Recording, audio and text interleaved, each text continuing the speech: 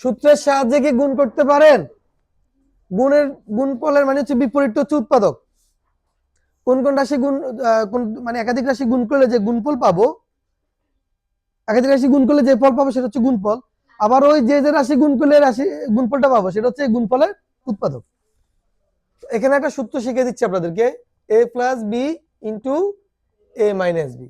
এই যে ইন্টু, তার মানে এখানে দুটো রাশির কি গুণ, তাহলে এটা সমান কি হইব? a square minus B square. এটা হচ্ছে কি গুণফলের সূত্র। আবার a square minus B square সমান এটা, সেটা হচ্ছে তার উৎপাদকের সূত্র। মনে থাকবে? এটার গুণফল এটা, এটার উৎপাদক হচ্ছে এটা। তাহলে আমরা এই সূত্র দ্বারা কি বুঝলাম?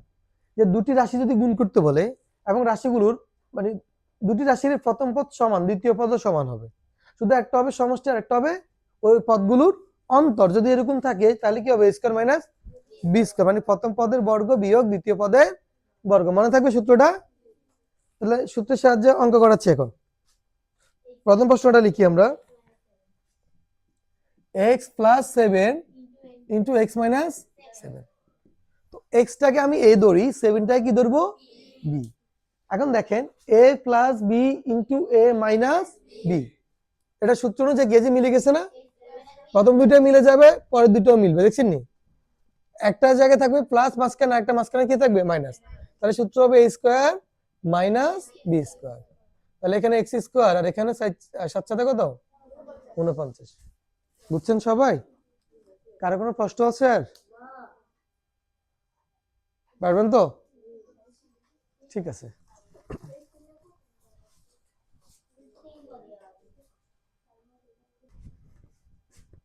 তিনের ক খ গ আর ঘ একই নিয়ম, বুঝছেন? ও নামটা আরেকটা সূত্র দিয়ে আমরা আগে প্রশ্ন লিখে তারপর সূত্রটা লিখে দিব আপনাদেরকে। 1 নম্বরের সূত্রটা হচ্ছে a plus 3 into a plus 4। অর্থাৎ এটা কোন সূত্র আমি বলি, যখন দেখবেন যে প্রথম দুইটা পদ সমান আর দ্বিতীয় যে পদটা থাকে সেটা হচ্ছে ভিন্ন, মানে দুটি রাশির প্রথম পদগুলো সমান হবে, দ্বিতীয় পদগুলো কি হবে? ভিন্ন হবে, তখন তখন এটা গুণফলের একটা সূত্র আছে, ওই সূত্র অনুযায়ী করবে। এটা লিখে দিচ্ছি আমি, x plus a into x plus কি বি। মানে প্রথমটাকে আমরা x ধরি আর দ্বিতীয়টাকে কি ধরি? a। আবার দ্বিতীয় রাশি প্রথমটাকে ধরবো x, দ্বিতীয় পদটাকে ধরবো b। সূত্র হচ্ছে x square plus a plus B into x plus A B. এটা সূত্র, এই সূত্র দিয়ে সবগুলো করা যাবে। কথা বুঝছেন? x plus a into x plus B সমান কি? X square plus a plus B into x plus A B. এখন এই সূত্র অনুযায়ী আমরা এটাকে সমাধান করি। এই যে a কি লিখলাম আমরা প্রথমে? এক্স স্কয়ার, এক্স মানে হচ্ছে প্রথম পদ, a square plus a plus B মানে দ্বিতীয় পদ আর তৃতীয় পদ, 3 প্লাস 4 ইন্টু এক্স, এক্স মানে হচ্ছে প্রথম পদ a plus A B, a মানে দ্বিতীয় পদ, বি মানে তৃতীয় পদ, আর মানে এখানে দ্বিতীয় পদ এখানে দ্বিতীয় পদ, তাহলে a বি। জি, মানে এ মানে হচ্ছে প্রথম রাশিতে দ্বিতীয় পদ, তাহলে প্রথম রাশির দ্বিতীয় পদ কি?